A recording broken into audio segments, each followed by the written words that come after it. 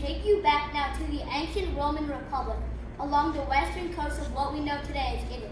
The year is 44 BC, well over 2,000 years ago, and the date is March 14th. Tomorrow, March 15th, will be a crucial turning point for the Roman Republic, and for that matter, the history of Western civilization. For the rule of people is close to an end, and the dawn of the great Roman Empire and the era of empire is almost upon us. We open on a crowded and noisy street in Rome as the famed general Julius Caesar returned from glorious battle, where he has beaten his rival Pompey. Citizens filled the streets on their way to celebrate and honor Caesar and his victory. At the same time, others with Caesar fear that he seeks immense popularity with the people to become king and reign as a tyrant with absolute power. Among the many citizens on the street is an old soothsayer, or fortune teller, dressed mysteriously in a black coat with an ominous warning for the returning Caesar.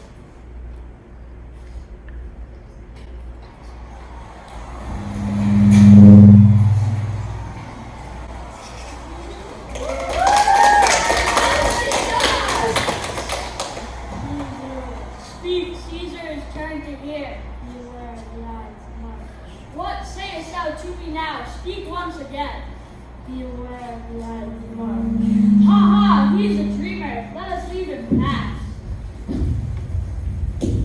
Brutus, hide not from your eyes the gentleness and show of love as I was wont to have. Brutus with himself at war forgets the shows of love to other men. What means the shouting? I do fear people choose Caesar for their king. I do fear it, and this attitude he would not have it so. I would not, Cassius, yet I love him well. Why, man, he doth strive your narrow world like a colossus, and we petty men walk under his huge legs, and he's about to find ourselves honorable grace. What should be in that, Caesar? Why should that name be sounded more than yours? Caesar is returning.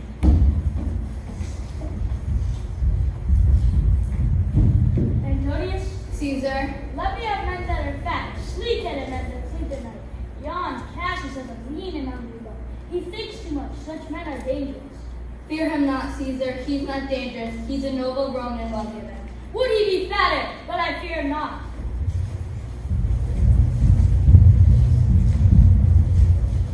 Casca, tell us what the happy chance today. Caesar looks so sad. Why, there's a crown offered me. Put it back to my thinking and fame to have had it. Who offered him the crown? Mark Antony.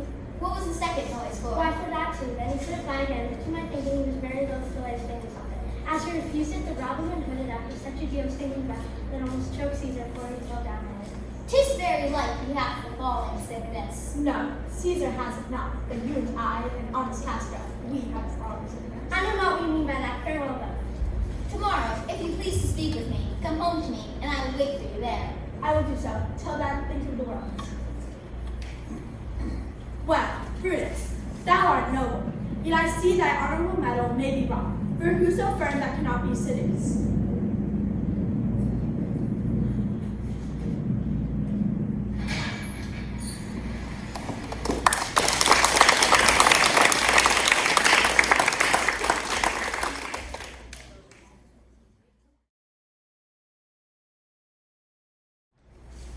It is now very late that night, and a storm brews in the darkening sky. We are outside the troubled Brutus' house, where the jealous general Cassius and the fearful Roman senator Casca meet in the shadows, plotting evil against Caesar.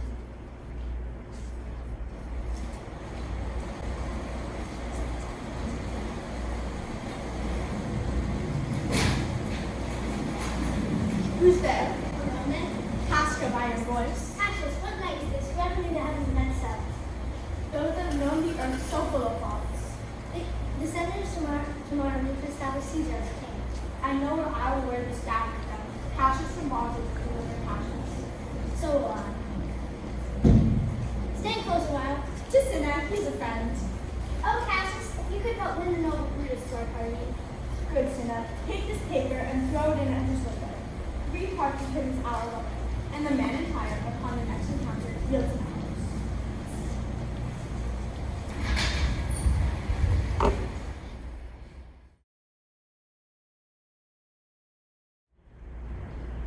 We move now to Brutus's house as dawn approaches on the same night as the previous storm, which has now passed. Brutus, pacing in his home, has been unable to sleep as he tries to decide whether or not to join the plot against Caesar. Asleep in the house is Brutus's wife. Also present is Brutus's young servant boy, Julius.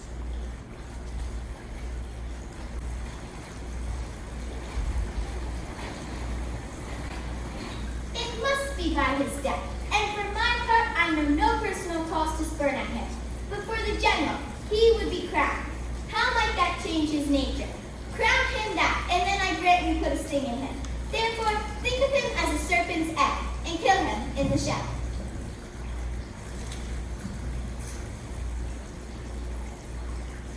The paper burneth in your closet, sir.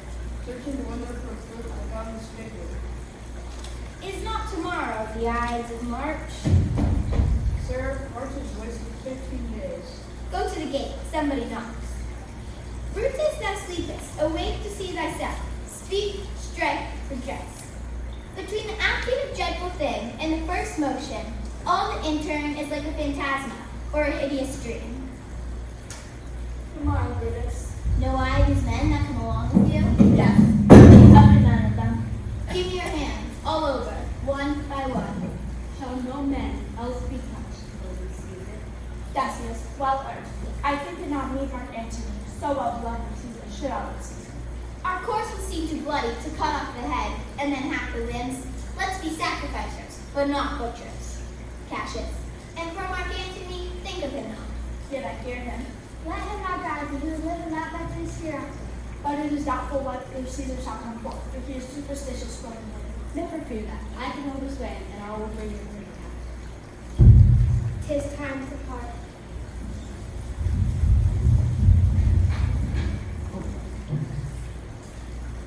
Brutus, my lord, wherefore rise you now? See, my lord, make me acquainted with your cause of grief. Portia, I am not well enough, and that is all. No, my Brutus, you have some sick offense within your mind, and upon my knees I harm you. I know your vows of love that you told to me why you are heavy, and what men tonight have resort to you. Kneel not, gentle Portia. I should not need if you were gentle, Brutus. Well, I got of the settlers of your good pleasure. If it be no more, Portia is Brutus's harlot, not his wife. You are my true and honorable wife, and by thy bosom shall partake in the secrets of my heart.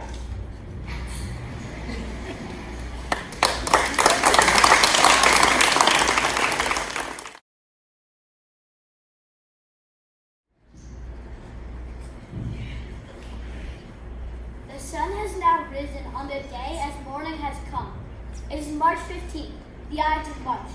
We are inside Caesar's house, where Caesar, much like Brutus, has had a restless sleep, due in large part to his wife Calpurnia's repeated nightmares.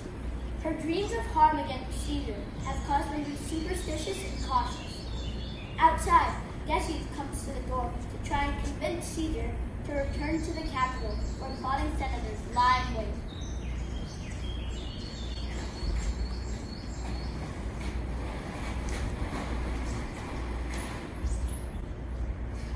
What mean you, Caesar? You shall not stir up your house today. Caesar shall forth. I never saw ceremonies yet now they fright me. There is one thing from your countenance for insight. These predictions are to the world in general as for Caesar. When beggars die, there are no prophecy. The heavens themselves blaze forth the day. Cowards die many times before their death, but valiant men are with death they watch. Alas, my lord, your wisdom is concealed in confidence. Call it Martha that keeps her in the house of Martha. For the humor, I will stay at home. Caesar, all now. Decius, you come at a very happy time to bear my greetings to the senators and tell them I will not come to them. Most mighty Caesar, let me know some cause. The cause is in my will. I will not come. That is enough to satisfy you.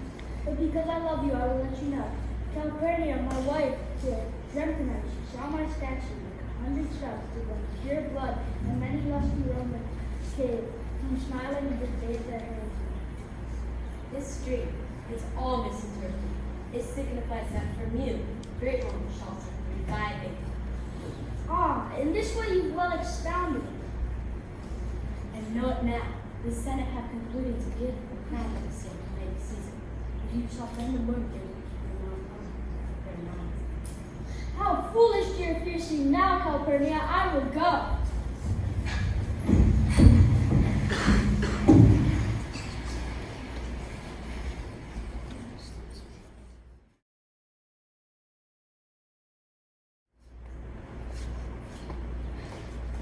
We are now at the Capitol, in the chamber of the Senate, later that same morning.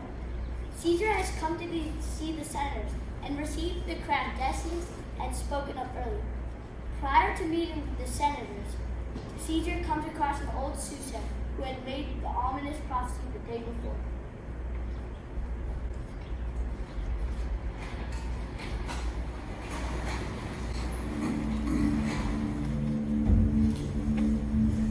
The eyes of March have come. I see it now, so. I was sure enterprise today make the ride. I fear our purpose is discovered. Brutus, what have you done? Cassius, be constant. Papilius let us speaking on of our purpose. For look, he smiles, and Caesar doth not change. Ask that. Lord, the first Most high, most mighty, O Caesar. Pardon, Caesar. Caesar, pardon. I kiss thy hand, but not in flattery, Caesar. What, Brutus? Oh, great Caesar! Henceforth I lift up Olympus? Speak hands of me.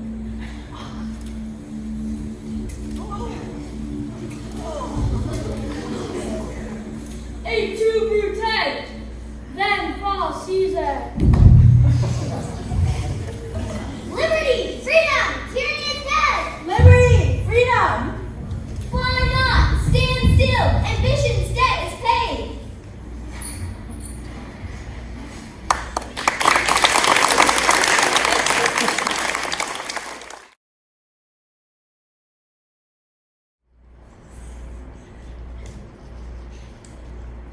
As the full shock of what has occurred with the murder of Caesar becomes clear, some of the conspirators have fled the Senate.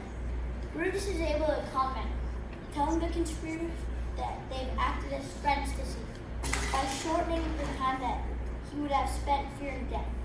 They must now speak to the public to explain their actions.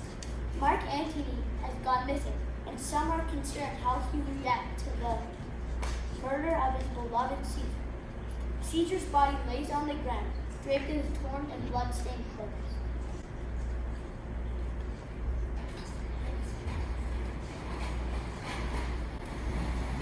Then walk we forth, even to the marketplace. Let's all cry, peace, freedom, liberty. Where is Mark Antony? Welcome, Mark Antony. O mighty Caesar, dost thou lie so low? I know not, gentlemen, what you intend. Who else must you let blood?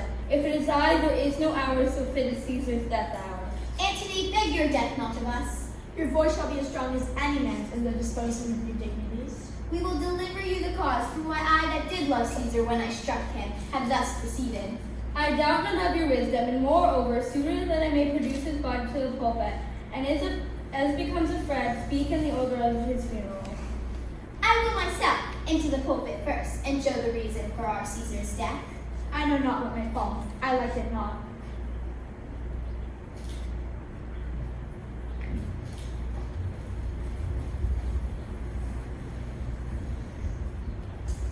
Friends, Romans, countrymen, hear me for my cause, and be silent that you know. Oh, pardon me, thou bleeding piece of earth, that I may meet with these butchers. Woe to the hand that shed this costly blood, and cry havoc and let slip the dogs of war.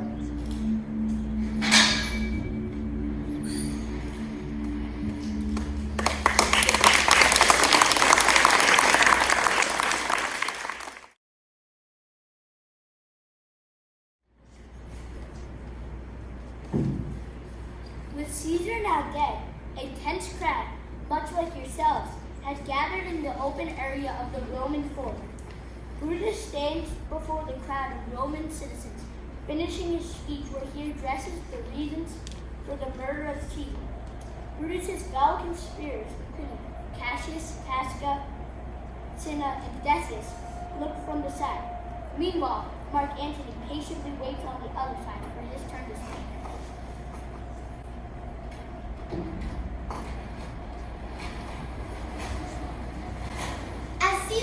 loved me, I weep for him. As he was valiant, I honor him. But he was ambitious, I slew him.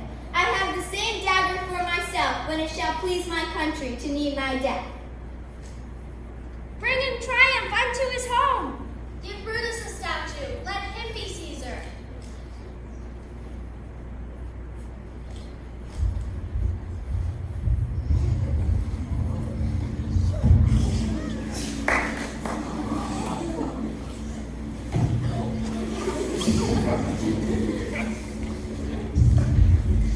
Friends, Romans, countrymen, lend me your ears. I come to bury Caesar, not to praise him.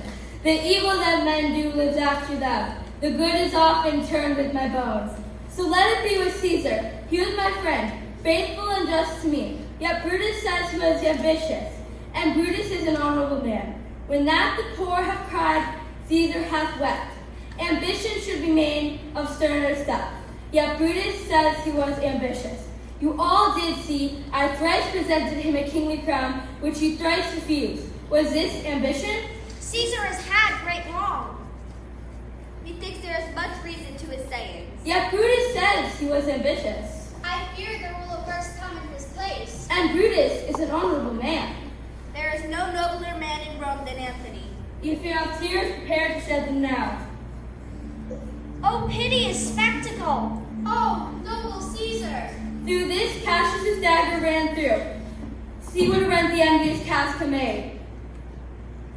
Through this the well-beloved Brutus stabbed. This was the most unkindest cut of all. O traitors, villains! Now let it work. Mischief that ought to put. Take that course that works.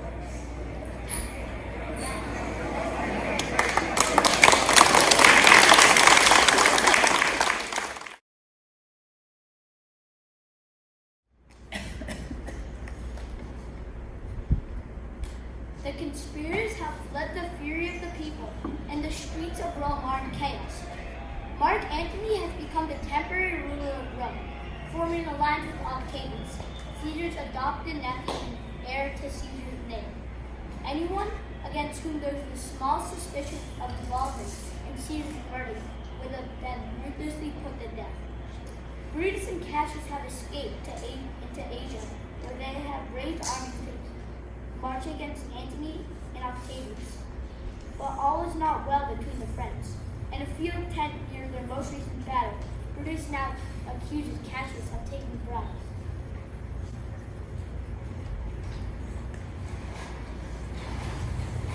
I am itching Tom. When Caesar lived, he durst not listen to me.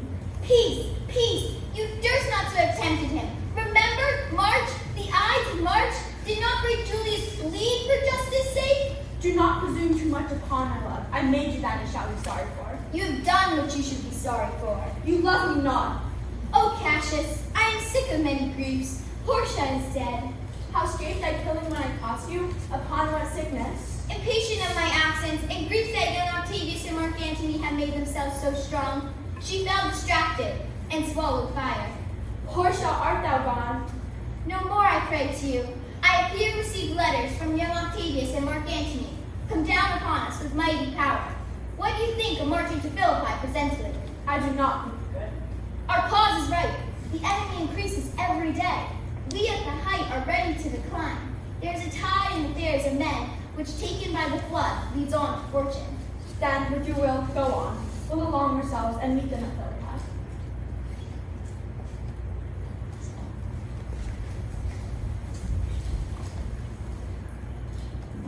Ha! Who comes here? Art thou anything? Speak to me, what thou art. Thy evil spirit resist. Why comest thou? To tell thee they shall see me at Philippi. Well then, I shall see thee again.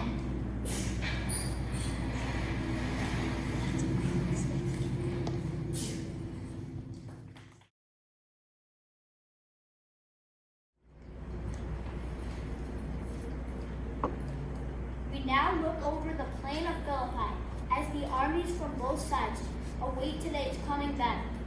On one side, we have an unsteady alliance of Octavius and Mark Antony. Cracks have begun to show between the two of them. a foreshadowing of another play by Shakespeare, Antony and Cleopatra. On the other side, Cassius, increasingly uneasy as the battle approaches. He has been speaking of seeing several omens as they marched in the last days, including ravens, crows, and kites, which look down at them like sickly breath. He senses his own doom as he reflects that today is his birthday.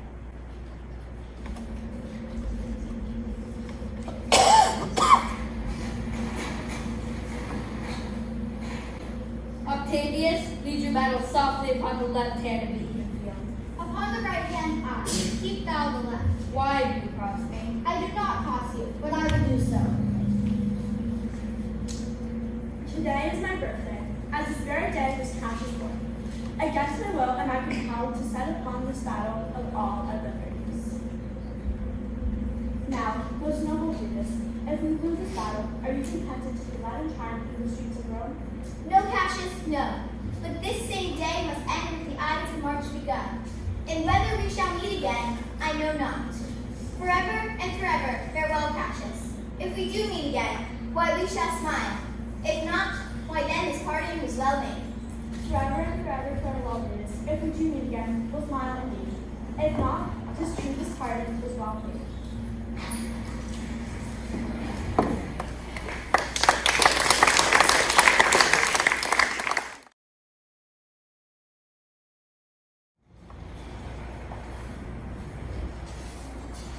All day long, the battle raged. At last, the sun went down at Philippi. Antony and Octavius are victorious. Cassius stands alone on a hill, exhausted and deep in thought. A winded messenger appears, warning him that Mark Antony and his soldiers are closing in. The palpable presence of Caesar's spirit is felt by Cassius.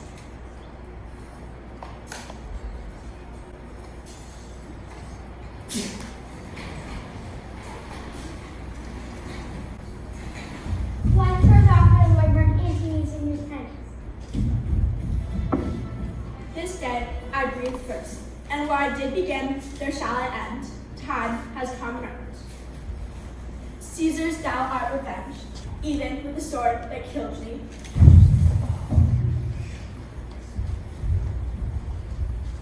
O Julius Caesar, thou art mighty yet, the last of all the Romans. Fare thee well. Friends, I owe more tears to this dead man than you shall see me pay. I shall find time, Cassius. I shall find time. Our enemies have beat us to the pit.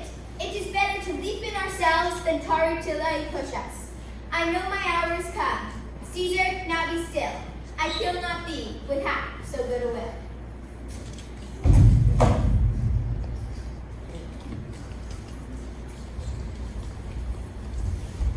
How died thy master's general? Brutus only overcame himself, and no man else have honored by his death. This was the noblest Roman of them all the conspirators save only he. Did that in envy of great Caesar. He only, in a general, honest thought and common good to all, made one of them. His life was so gentle, all the elements so mixed in him, that all the world might stand up and say to all, this was a man.